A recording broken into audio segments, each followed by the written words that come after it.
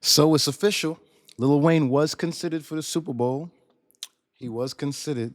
So, Mr. Carter, are you going to make a surprise appearance? Are you going to put your pride to the side and make a pop out? You know, it's for the city. You want to come out for the city, just, show your face, play nice, and then they give you the next one. You know what I mean? Like, Kendrick played nice, and he got one. Beyonce played nice, and you got to play nice. You got to learn to play the game. What it do, what it is, it's your boy Gifted. You know who it is. And if you don't know, now you know. So, the CEO of Roc Nation has come out and confirmed that Lil Wayne was considered for the Super Bowl halftime show, but they went a different route. Desiree Perez has been with Jay's side for a long time. Um, and this article here really goes through a litany of different things, from the reason that Jay even got involved in the Super Bowl halftime show, and there was like backlash due to Colin Kaepernick, and they even talked about how Maroon 5 did the 2019 halftime show in Atlanta, and people weren't happy with it. And I'm assuming that part of that unhappiness is like, okay, yo, this is Atlanta, this is Black Mecca, and like, come on, man, like that type of thing. And so he said the goal was to get the halftime show to be something that artists are excited to perform at. How do we make this about the music and the moment and not about everything else that's going on around it?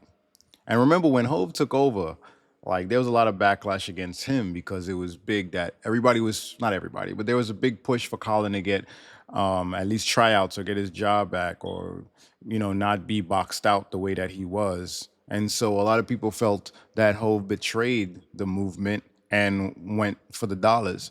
One thing that you got to understand about Hove, though, he says it in his music: I'm gonna show you how to move in a room full of vultures. Like, he always talks about learning how to play the game, like not being a pawn on the chessboard, not just being a piece, but being the king and learning how to maneuver around the rules that they establish and creating space for us. Like, he's always worked within the system to create for his people. Like, if you look at everything that he's done, he even talks about how he would compare himself to other rappers that he, like, what's that line about having rap sold 5 million, I haven't rhymed common sense. Like, he would rap like Common, but he's like, yo, bro, am I gonna be the broke dude that's just like talking all of this positive stuff and pro this, pro that, and not being able to make no moves? Or am I going to be the guy in the building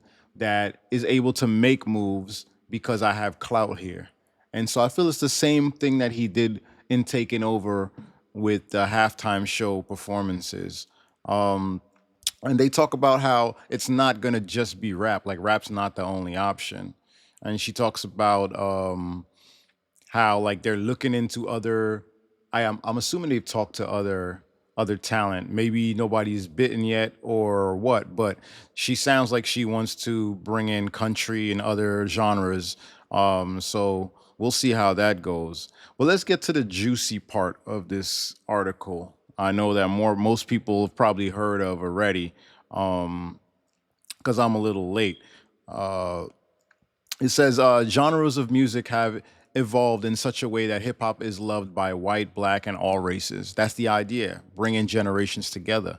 Roc Nation's founder is a rapper, but that doesn't mean the Super Bowl won't ever present rock or country, right? And then she discusses how, Beyonce worked with different people and all of that, and they had other artists from different genres sing like the national anthem and all of that, because that's also a part of the entertainment that they have to fulfill. It's not just the main performers in the halftime show.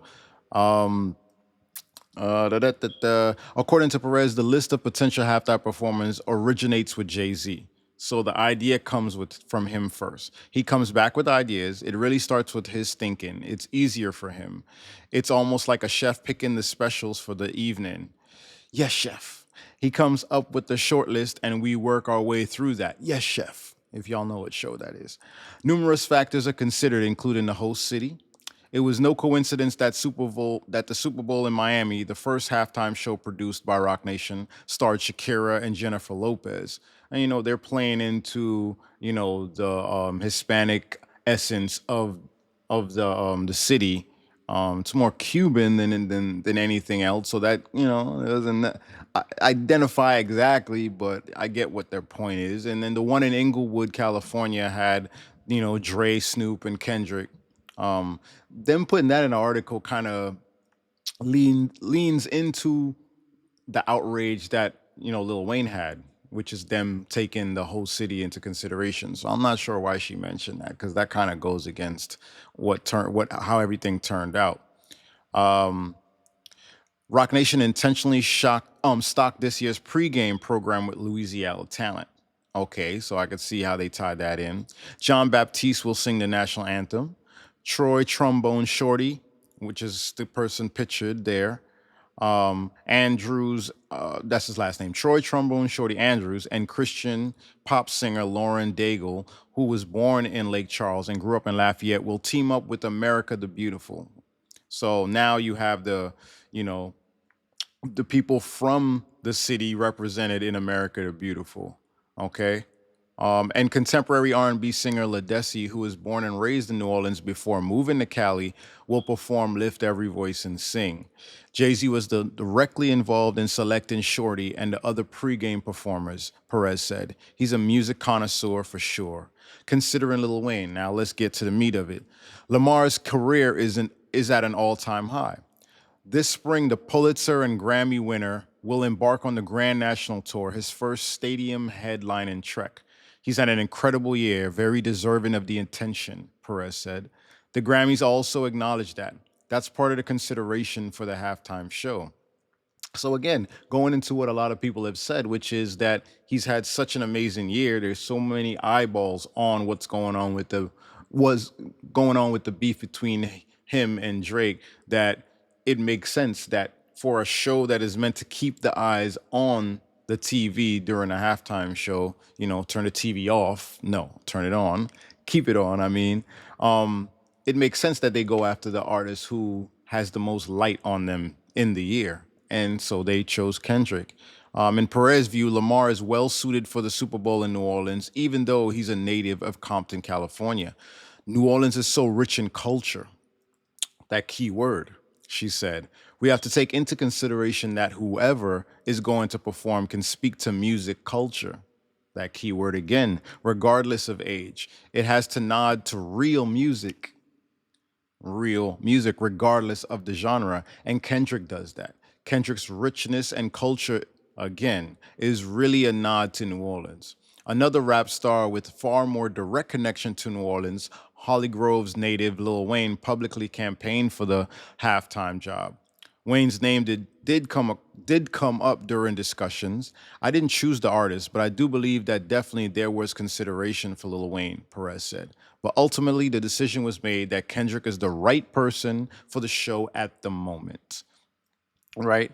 And I think part of that consideration again is how successful he is within a year as far as like eyeballs and attention, and if you're speaking into the culture of things, being the first hip hop artist to headline solo.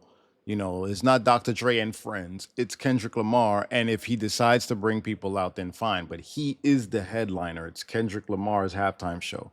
You had Usher's headline show. You had Dr. Dre, Snoop, and Kendrick Lamar, and all. It's like multiple names all in one that fell under that umbrella. But this is the first hip hop artist to have it solo. And so to me, culture is a pivotal aspect of that because of the representation.